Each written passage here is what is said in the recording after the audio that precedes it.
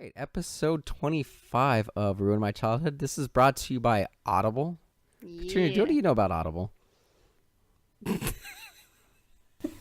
Forgot.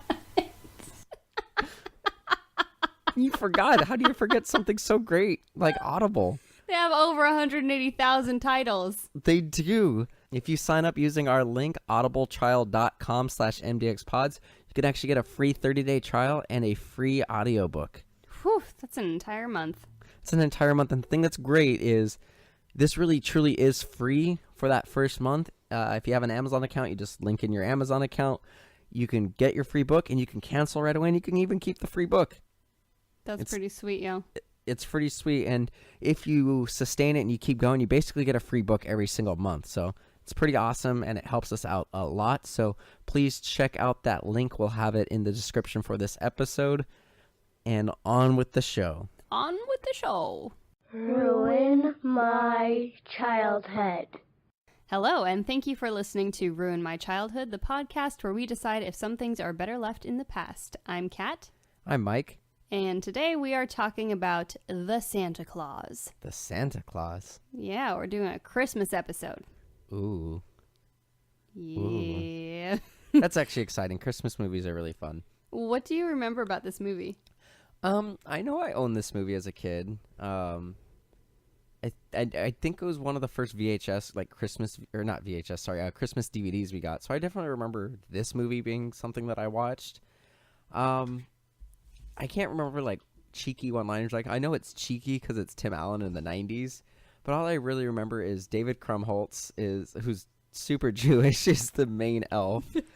I remember Santa falls off the roof and then he becomes the Santa through the Santa Claus with an E.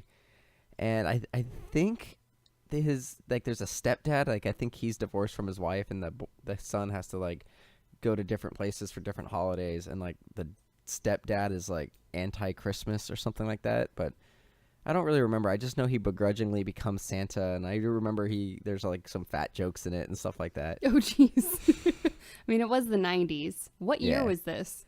93, 94?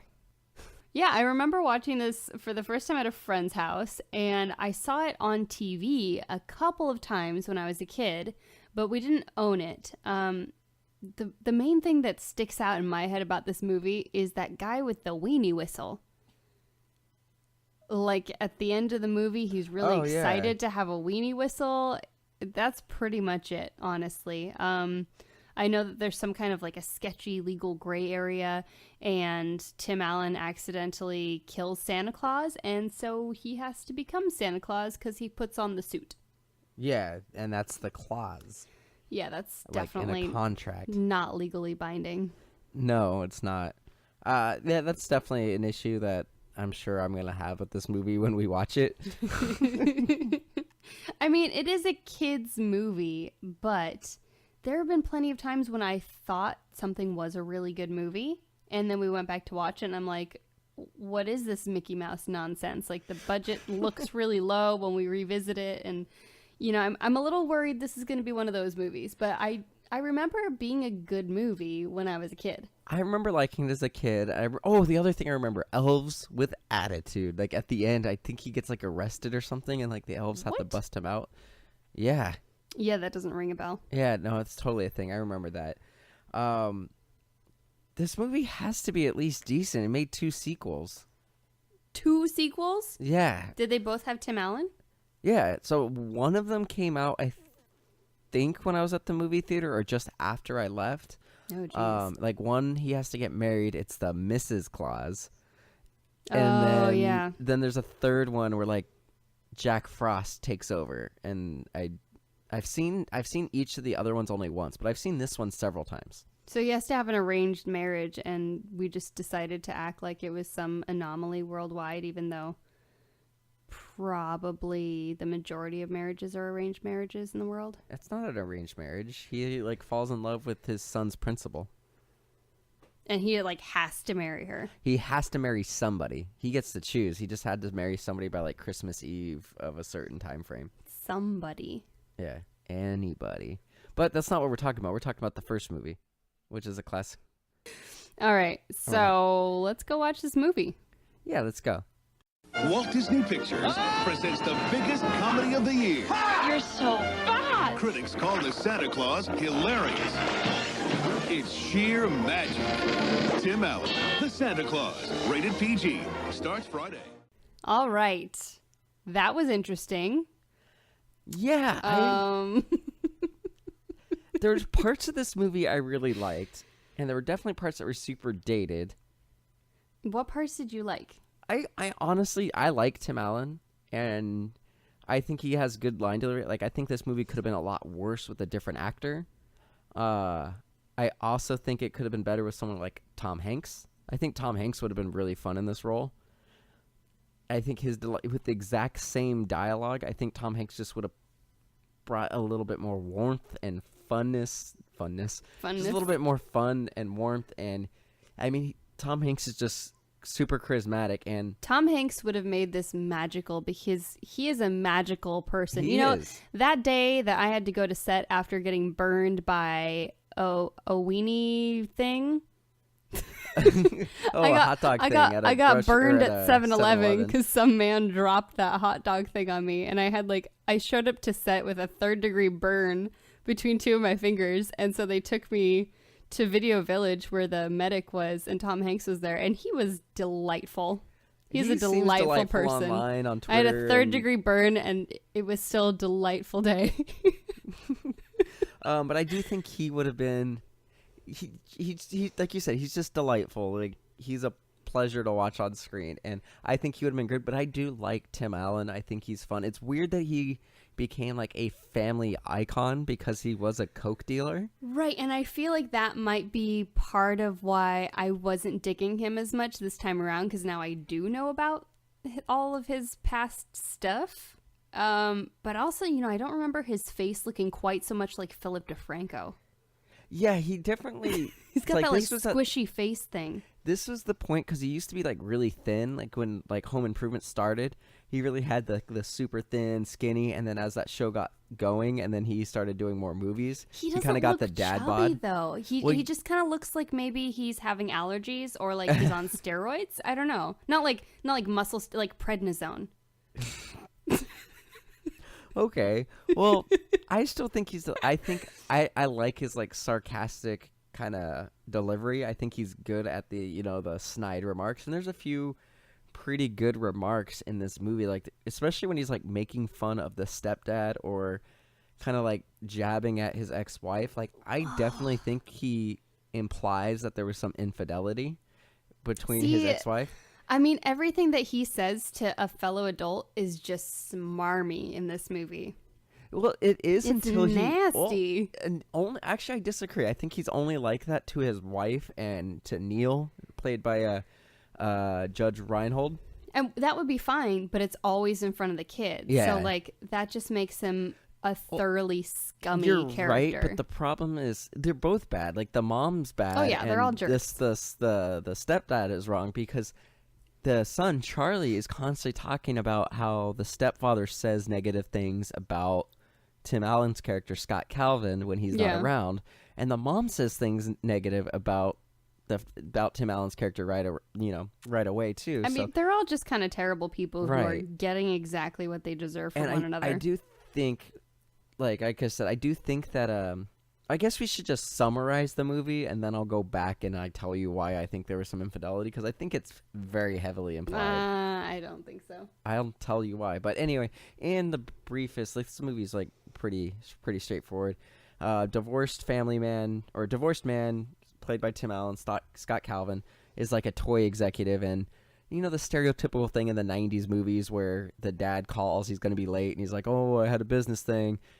Oh, traffic's insane, and there's no traffic. You know, that stereotypical thing. He ends up getting the son for Christmas. He reads him a story. The mom and the stepdad tell the boy that Santa's not real, and he's actually like upset by that. He even says something along the lines like, if we're going to ruin my son's childhood, I would like to at least be a part of it.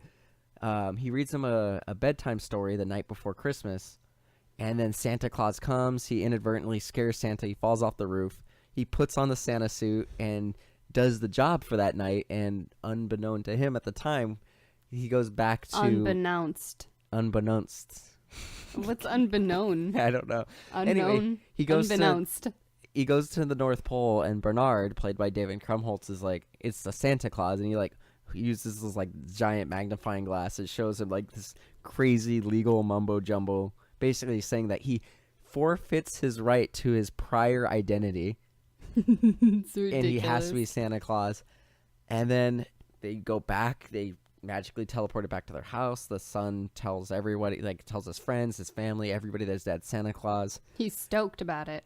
He is. He's juiced. And then Scott Calvin has to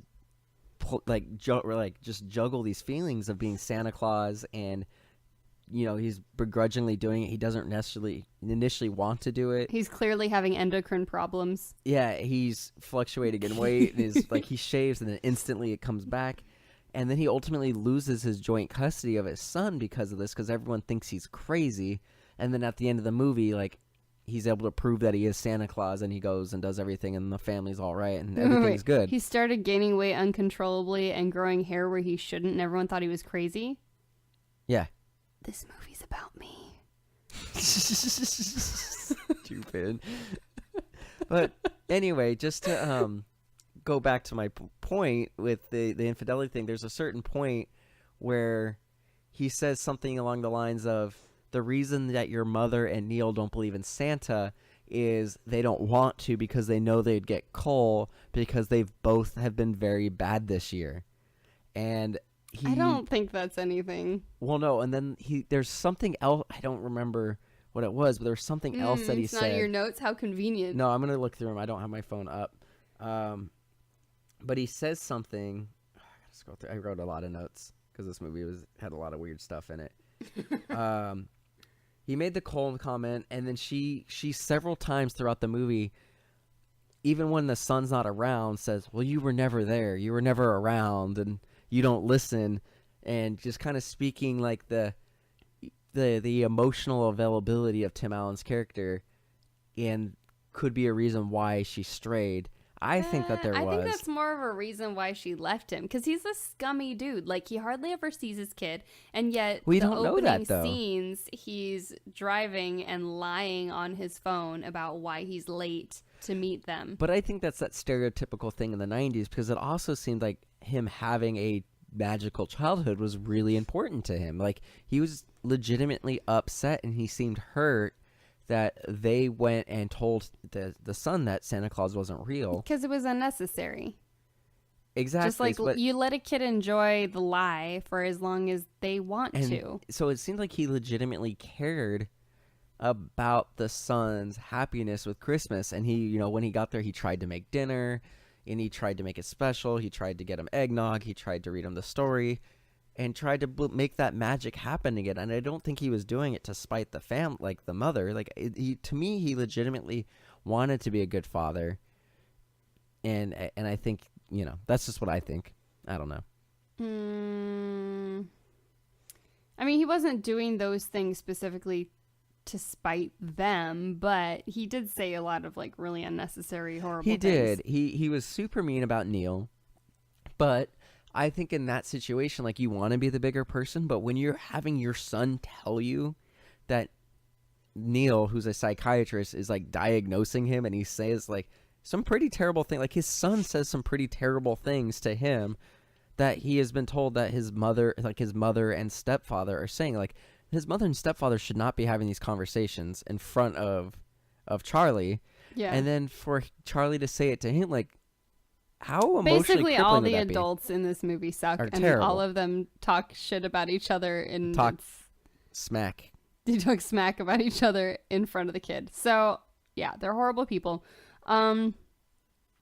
What's interesting to me though is that Scott Calvin, the dad, continues to be a jerk after they start this whole Santa Claus business. So this is kind of weird too. Santa falls off the roof, and he's not even sure that the dude is dead. Like, he just thinks this is like a crazy mall Santa trying to break into his house. Maybe he fell off the roof. He's not sure that he's dead, because he's like, sir, I'm just checking you for ID if you can hear me. So he's like looking for ID rather than maybe like performing life-saving medical procedures on this guy. Well, I mean, if he broke his neck, there's not really anything. You're not going to be doing CPR or mouth to mouth. No, you do. He told Charlie to go call 911, and Charlie didn't. And then he's just like chill with it. Like, okay. Well, no, it's because he looked up. He told Charlie to call 911, and he looked to Charlie and he goes, "Do you know how to call 911?" And Charlie goes, "Yeah, 911." And then by the time they were talking to each other, they turned their heads back, and he was gone, and it was just the clothing. Right. So then he thinks that there's a fat naked man running around in the snow. He's still not concerned enough to go inside and call the police. Well, no, that's because magically, when he goes to turn and go run into the house, magically a ladder appears, and he runs into the ladder. That stupid ladder joke. Yeah. So at one point, when he's reading the story, and it says, God, I can't even think of the actual line, but it goes, arose such a clatter. And the son goes, what's a... Let me see if I've got it. I know I wrote it down somewhere. Wasn't the line, suddenly on the rooftop arose such a clatter? Right. So he runs smack into this ladder, and it's got a plaque on it. And apparently it's from... the Rose... I didn't bold this one, that's why I didn't find it. The Rose Rose Suchak Ladder Company. And so the Rose Such a Clack... I can't even say it. It's so hard to say. Rose Suchek Ladder Company. And it's supposed to Rose Such a Clatter is what it looks like if you were to combine it all. It's the worst. It's the worst. And what was really funny is, like, so he goes up, he puts, like, Charlie convinces him to put the clothes. He goes up to the roof, and there's the reindeer up there, and he's like, what the hell? And he tells the son to stay. He's like, stay away. They might have key Lyme disease. Oh, God. And then the reindeers all fart. It's reindeer, plural. Oh, the reindeer fart, and he goes, easy, Rudolph. And then, like, it growls and farts again, and then it has, like, the name tag on it. It says Comet. He's like, oh, sorry, Comet. Where is Rudolph? Maybe everything else seems to be true. There's elves and Christmas and all the other reindeer. I don't think Rudolph was ever part of the normal crew. So he only did it that one night? Yes. Dang. Santa's a jerk. I don't know. Like, make him part of the crew, bro. I don't know. Elves are mean. You know, Santa's just a giant elf, right? Yeah, he's supposed to be. So... You said you were worried that the special effects wouldn't quite hold up. Oh, my lord. They were spectacularly bad. In some things it looked great, but No. The CG, No. there's a part where they literally fly off the roof and down into the street. And it looks like the first Harry Potter PC game.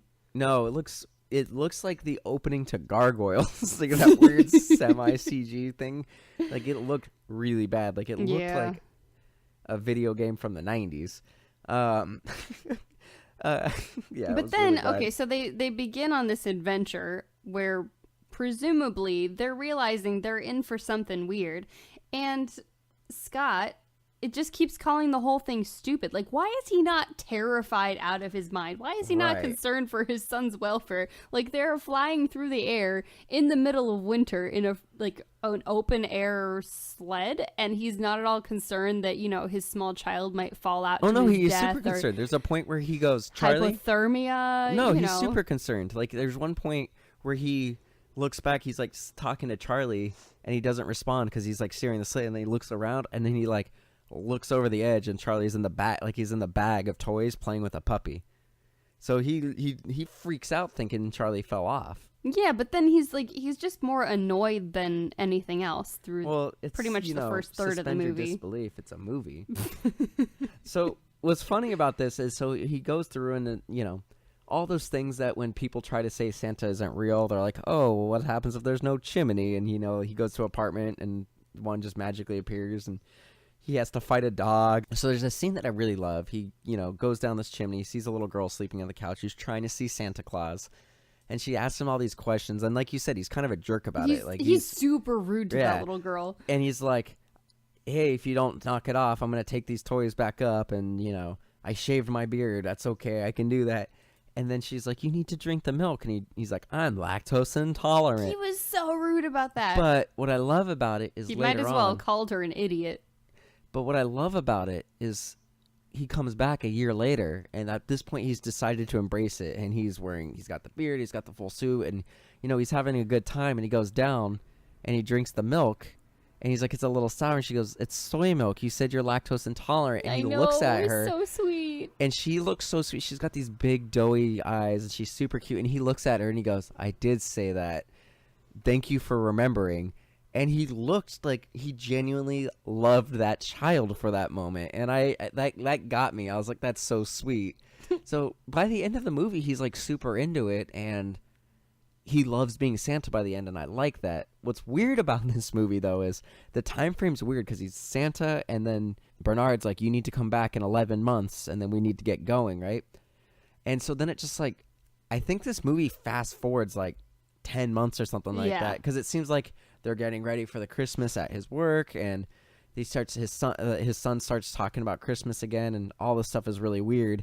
So I think like this movie just skips 9 months and then goes forward. But it's not really clear, like, how far his how early his transformation starts. The timeline is pretty goofy. And you're not really exactly sure, like, when he first becomes Santa, you're not sure how long this whole transformation process is taking. Like, you know, his coworkers, they're concerned, but I think if one of my coworkers showed up 30 pounds heavier over the weekend, I'd be I'd take them to the hospital. But they did say that when he went and saw the doctor, he said he gained 45 pounds in less than a week. Yeah.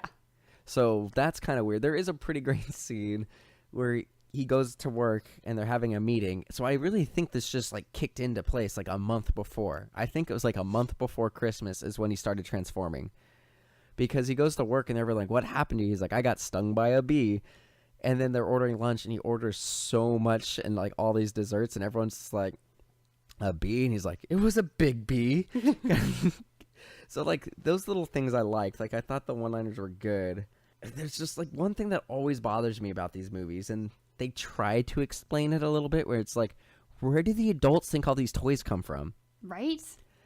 And do they always just think someone else got them? Or do they think the other parent did? I don't know, but then the millions of single moms out there. Right, and that exactly, and it bothers me. It's like, so one of the elves was like, well, why, or he asked the elves like, why don't adults believe in Santa? Like clearly this is real. And they're like, most adults can't see magic. And then she says something along the lines like, seeing isn't believing, believing is seeing.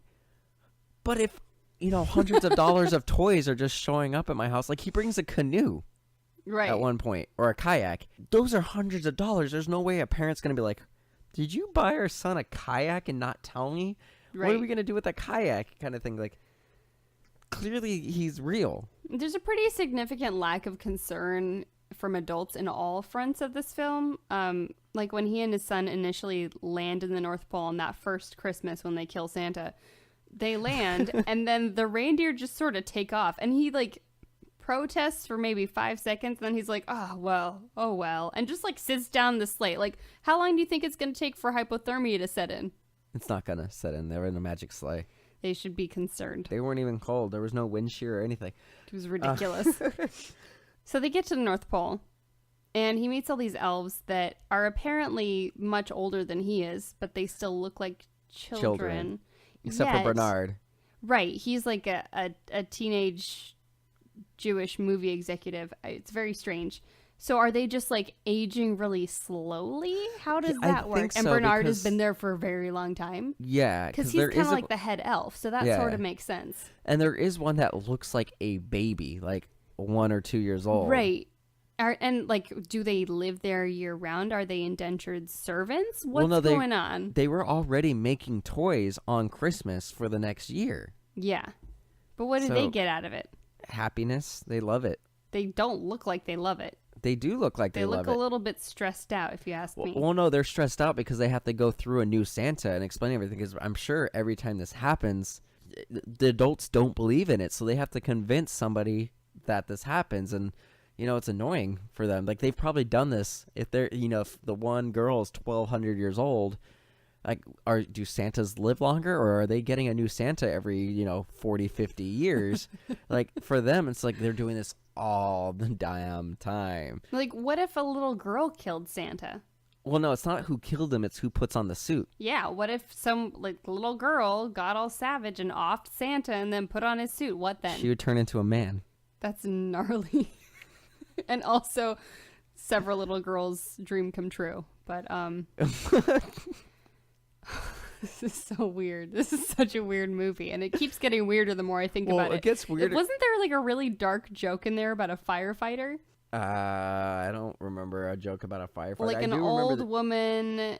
It's like near the end, something about my poor husband. He didn't make it out. He was a firefighter, but it was like a joke. I don't recall that Damn it, at all. I was hoping you took that note too, because mine was really vague. Well, the joke that they did make in that, so he's talking to the little girl, or not a little girl, the elf, and she makes some hot chocolate, and she's like, I've been perfecting this over 1,200 years, and he drinks it, and he's like, oh, this is really good, and he goes, 1,200 years old? You look really good for your age. And she goes, thanks, I'm not interested, though. I'm dating somebody in rapping. Yeah. And I was like, oh, what? It was so awkward. That must have been an interesting day on set with all the pedophiles watching in the producers' chairs. Actually, I don't know who produced this movie. I'm not saying you guys are It's pedophiles. Disney. Oh, okay, they're probably pedophiles. Oh. Oh, it's just such a weird climate in this industry now. Yeah. I mean, initially it seemed to me like his entire transformation took place in the weeks following the Christmas when he accidentally killed Santa, but it sounds like you think this was just leading up to the next year's Christmas. No, I definitely think because he didn't turn full-fledged Santa until like right at that hearing, and they're like, it's almost Christmas. So I think because he didn't turn into Santa Claus instantly, like when he put on that suit. So I think that it wasn't until, because Bernard said something about we need to see you like in 11 months, or he's like, get back here in 11 months. So I think he started transforming about a month prior, and because they were already having issues, because like when he went and saw the principal, he still looked normal and everything. So yeah, and then they delivered the list, and he still looked normal, and things started getting real weird. And that's when they started getting weird. And right. Even initially, like he started gaining weight, but he still had his normal hair. And then it kicked up a notch when he went to go see the doctor, which was a few days later. Then it was all white and everything. Oh, God. Okay, don't even get me started on that doctor. Oh, that was funny. I actually really like that scene. So he asks him, what's your diet like? And he says, milk and cookies. And he's like, oh, really? Oh, that's your problem there. Lay off the sweets. Like, nothing about, like, I'm going to set you up with a nutritionist consultant. Well, like, that's in the 90s. None of that. They didn't He's do just that like, stuff. Stop eating only milk and cookies and you'll be fine. Nothing about, like, are you getting any greens? Do you need fiber? Like, nothing. Well, let's not be concerned real. at all. Nutrition is not something that most physicians really studied. That's true. But I did like that scene because he, like, listens to his heart and is like, boom, boom, boom. Boom, boom, boom, boom, boom. And then he goes, what about my hair? And he was like, you're getting older. He goes, yeah, but this all happened in a week. He's like, diet, and you must diet. So it's like diet like the hair, and then diet. Well, and like I like eating. that the doctor gives him what's sort of like half of a stress test, yet he just basically makes him run on the treadmill and then listens to his heart. Like, he doesn't monitor him while he's changing the speed on the treadmill. He doesn't like have the EKG going. He's what just doesn't like, make sense is he like, said his pulse run rate on was this fine. treadmill for a little while and we'll see what happens. Yeah. Well, he does his pulse by touching his wrist instead of, and he goes, he doesn't do blood pressure or anything like that, but he does his pulse and he says, your pulse rate's fine. Right. But let me listen. And when he listens, it sounds like jingle bells. Listening to your heart is the same as basically it's listening to your heart rate, and your pulse is your heart rate. So when he touched his wrist, it would have felt like jingle bells, not. Yeah. It's I odd. don't know. Yeah. None of it made any sense. No, it didn't. I also thought it was interesting just how angry the stepdad psychiatrist got about the weenie whistle. And it didn't prompt any introspection on his part. He was like, yeah, I'm really angry about the weenie whistle thing because when he was like 3, he didn't get the weenie whistle for Christmas that he wanted. And that's how he knew that Santa Claus wasn't real. And like, he still had anger over this. Well, I do think there's most people, and like this is in movies, and I think most people have one gift, whether it was for birthdays or Christmas, that they really wanted and they were truly disappointed they didn't get. Like for me, I wanted a Nintendo 64 like my whole life. I wanted one, and I went out and got one after like high school. How much And then, did those things cost, though? well, those were like $250. But even Yeah. later, once new consoles came out, like I remember seeing them at GameStop for like $25, and like I wanted one for like Christmas or my birthday, and I never got one. And then I went and bought one after you and I were together because it was just something. It was one of those things that I really wanted. So I think most people have that one gift they really want, and it crushes them. Like I know people who really, really wanted an Easy Bake Oven who never got one, and it was just See, one of those my things. upbringing and my experience with Christmas was all about baby Jesus, nothing Right. about presents. Right, and that's the way I mean, it like should I think, be. well, and like we had a significantly difficult time at certain points, so there were even Christmases where we didn't get anything. So I think my experience with that is just like a little bit different. So it's hard for me Right, to but relate most to like people- seething anger over a weenie whistle. And anger is weird. Like disappointment, I get. Like especially something like that, like a whistle. Honestly, that I feel like any family could afford a whistle. Like Right. that. That's like was probably free if you bought like a pack of hot dogs kind of thing. So I get it, and that's where he's so like he's not anti-Christmas, but he's anti-Santa. And by the end, he's like Santa and everything. Like he's Right. happy. And So he's because- like, in his mind, he's trying to save Charlie from disappointment. Right.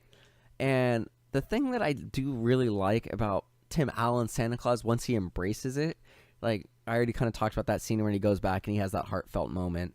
But then he gets arrested and he's just like totally like, I'm Kris Kringle, I'm Père Noël, and he says like all the different versions of Santa Claus in all these different languages. And then he goes and he gets his ex-wife the board game that she really wanted when she was a kid. And Yeah. he does not like Neil, but he got him that thing. Like he became what Santa Claus is, just a happy person who does the right thing and just brings joy. And I think that by the end of it, he was really into it. And I've only seen the other movies like once. And I remember in like the second movie, like they say like he is the best Santa Claus that's ever been Santa Claus. And I do get that feeling that he legitimately got into it and liked it. Like he even has a speech at work when they're making a tank that Santa drives in, and he's just like, no, that's not what Christmas is about. And I don't know, like there were certain parts that that did hit me on an emotional level for some reason. I don't know, like I think I'm just too jaded, and I kind of feel like the American modern Santa Claus is an invention of toy companies, and they sort No. of roped in parents because if the kid down the street was getting a pretty sweet toy for Christmas, then their kid had to get a sweet toy for Christmas, because why would they let their kid think that they were worse? right. Well, and that's the thing that's tough, and it's one of those things like we don't have kids, and like it feels weird lying to them, but it's also fun, and to let someone believe that there's magic in the world is Right. a great thing.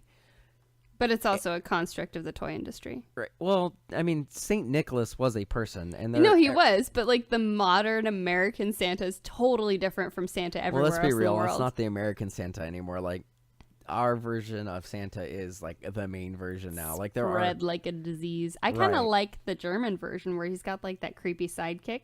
That's a pretty sweet Santa. are Krampus. I think it's something else though. Yeah, and Krampus is weird. Krampus is different. But overall, like anything else, like I don't know. Like I've got a lot of notes. Like there are a lot of like stupid, campy things in this movie. Mm-hmm.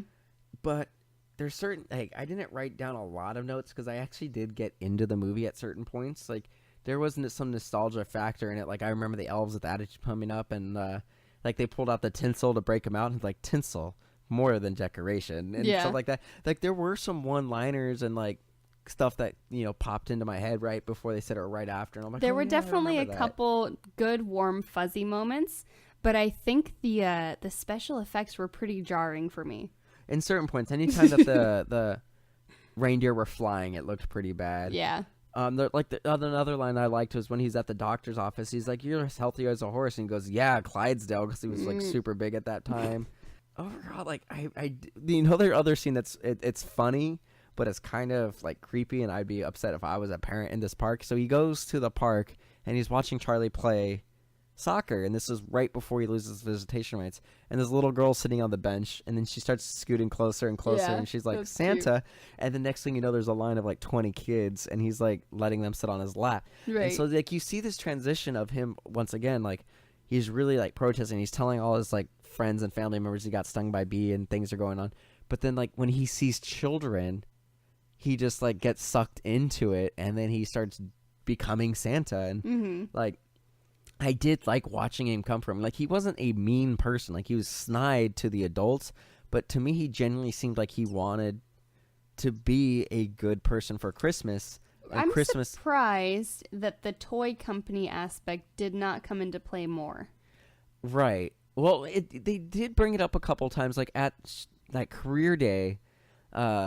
Charlie says, "My dad's Santa," and then he tries to back. He's like, "No, what he I'm means like is Santa. like I'm like Santa because I work for a toy company and I Right. bring joy and everything."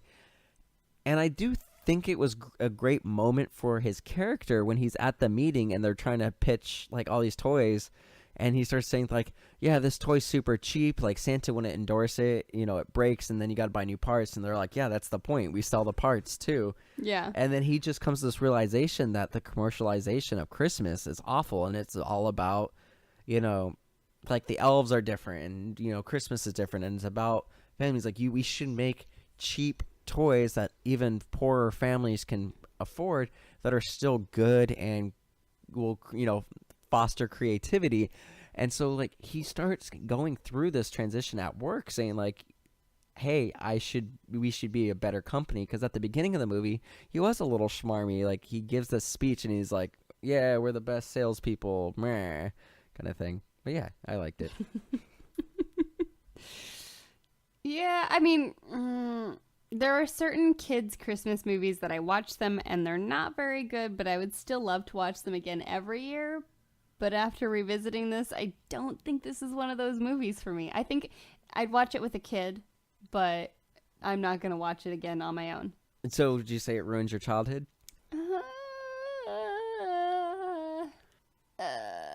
A little. I'm torn because I recognize the parts of this movie that aren't good. Right. But I still really enjoy the warm, fuzzy parts. Exactly. And like I really like the last half hour of this movie is great. It's all warm and fuzzy the last half hour. He gets Yeah, that reindeer CG, the man. reindeer's not great. The reindeer are not great. The CG's bad. And then yeah, like the beginning of the movie is a little slow. Like it's really interesting once he becomes Santa Claus, and then it gets really slow in the middle, and then it speeds back up. So there are moments where for like even children I can see it getting kind of boring. So like I'm torn. Like I don't want to say it ruined my childhood, but I think I'm in the same boat as you. I wouldn't want to really watch it again. Yeah. All right. So that pretty much wraps up the Santa Claus. What are we talking about next time? I think it will come out like December 30th, so I still feel it's appropriate to do a Christmas movie. So let's do another Christmas movie. Let's do another Christmas movie. How about Jingle All the Way? That sounds terrible. I'm all for it. All right, let's do it. Jake Lloyd, Arnold Schwarzenegger. What could go wrong? Not much. So, Katrina, where can our listeners find you? Well, Michael, our listeners can find me on YouTube at Katrina Ossity. How about you? Everything that's MDXpods related, you can see at MDXpods.com. We do updates on Instagram and Twitter at MDXpods. We're on Facebook as well. Check us out at patreon.com/MDXpods. If you want to, throw us a couple dollars, get some rewards, it helps us out a lot. Other than that, that's everything. Awesome. Thanks for listening. Bye.